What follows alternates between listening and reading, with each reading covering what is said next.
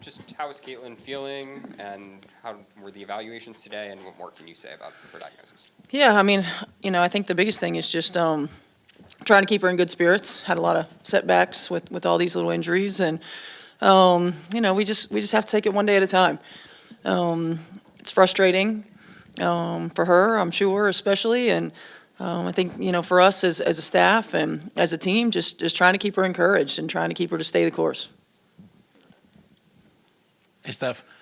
What's up, Doug? Can you give any specifics of, did she have imaging today? Was it just see how she's feeling? And I know you have a game tonight first, but is there any discussion yet about this weekend with her? Because obviously she's a huge part of All-Star. No discussion yet about this weekend. There was imaging done, and obviously ruling her out for tonight, but there hasn't been any discussion beyond tonight.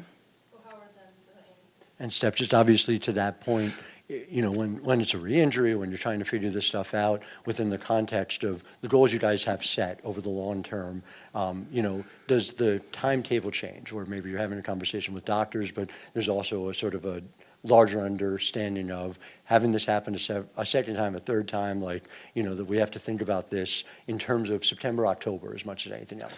Yeah, I mean, I think that we've approached it that way from a slow pace from the beginning. This might just be my ignorance, but I'm not really sure that it's a re-injury as much as a different kind of injury. I know oftentimes when you're working with injuries in the groin and the quad and the hamstring and all of those things, there's just they're all kind of tied together, and it's not always just one thing.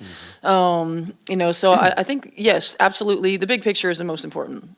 For her health and wellness long term, and for our team, and to we've been very slow in making sure that every time she comes back that she's ready. So we'll continue to approach it like that. I mean, long term is the most important. And just in terms of on the court impact, we talked to Sandy a little bit about the things that you guys have learned with Caitlin out and watched a lot of film. Unfortunately, a lot of film they're able to see. What have you been able to see and learn about the Liberty playing without Jonquel Jones, which is something they've had to do a lot of as well? Yeah, I think there's just a different emphasis in how they play. The ball moves around the perimeter a little bit more. They have more versatility, so the actions that they run are a little bit different. They have a little bit more versatility on the defensive end of the floor. I always thought they were already a versatile team, on both ends. But playing small ball at times has its advantages, and I think that they've been able to find ways to continue to not just be dangerous, but really lethal, in these small lineups. The way that they're able to spread the floor, the way they're able to create driving lanes and driving kicks for threes. And you see them a little bit more aggressive, a little bit more disruptive in their switches on the defensive end. Hey, Steph, Annie Costable, Front Office Sports. I know you said you haven't had a discussion about this weekend, but we obviously know, just based on what she said, how excited she was for this weekend. So what's the balance or what's the emphasis on long-term health over excitement over this weekend? What conversations have you had regarding that? We haven't had any yet, honestly. The most important thing for me was just making sure that she was okay. Anybody who's been injured, as most of us have, right? It's being injured and continuing to have setbacks is frustrating. Mentally, emotionally, oftentimes being injured is isolating.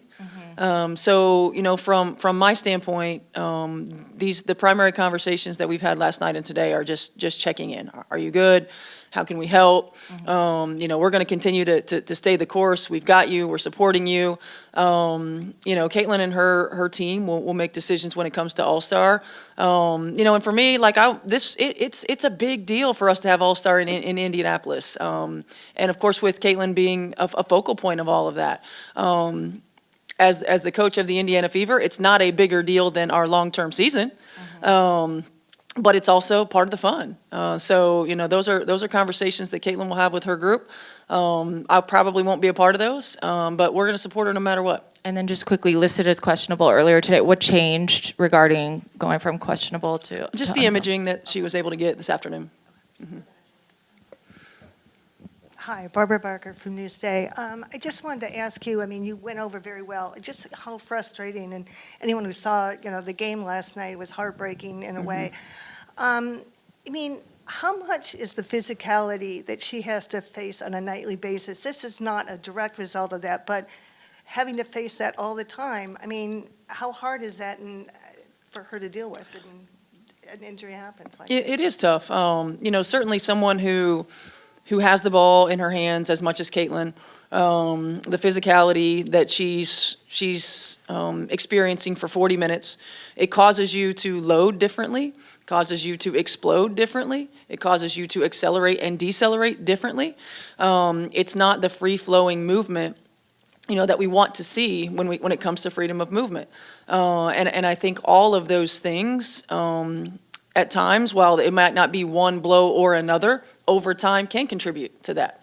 That's why freedom of movement is a huge emphasis from our coaches' standpoint when we have conversations at the league level. So can you point it out to one thing or the other? No, but I do think the physicality with which teams are able to play with her is a factor. Steph, we've talked a lot about the rotations finally. Yeah.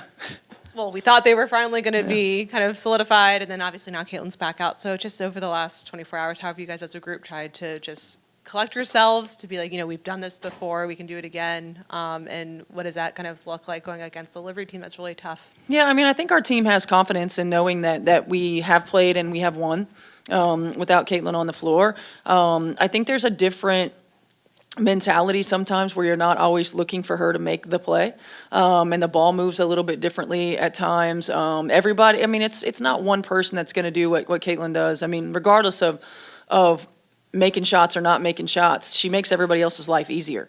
And so collectively, we have to be able to continue to put each other in positions to be successful. Certainly now with one guard out of the lineup, especially a primary ball handler, a shot creator, and a shot maker, it's an opportunity for someone else. We had 4 games that we were kind of getting back into a little bit of a groove. But this is the nature of sport. It's the nature of professional sport, especially. Everybody on this roster has earned the opportunity to play. Sometimes they don't get to because of the nature of the depth of our roster, and so they'll all be ready. Hi, Peter Splendoria with New York Daily News. Just in terms of the imaging, just severity-wise, would you consider it good news, the results today? You'd have to ask the athletic training staff. I mean, I consider it good news, just because, for me, it's anything that we're talking about still day to day is always good news for me. So, but that's a layman's viewpoint. Hey, Coach. Caitlin was pretty emotional last night, probably the most we've seen so far. Can you speak to her mindset last night and sort of where she's at today? I mean, obviously, I'm not going to speak for Caitlin, but again, someone who's continued to have setbacks from an injury standpoint, and as a former athlete who's had a lot of surgeries myself, it's very frustrating. You feel like you're trying to do everything that you can to put yourself in position to get past it or to move forward, and when there's a setback, it's emotionally, mentally and emotionally tough.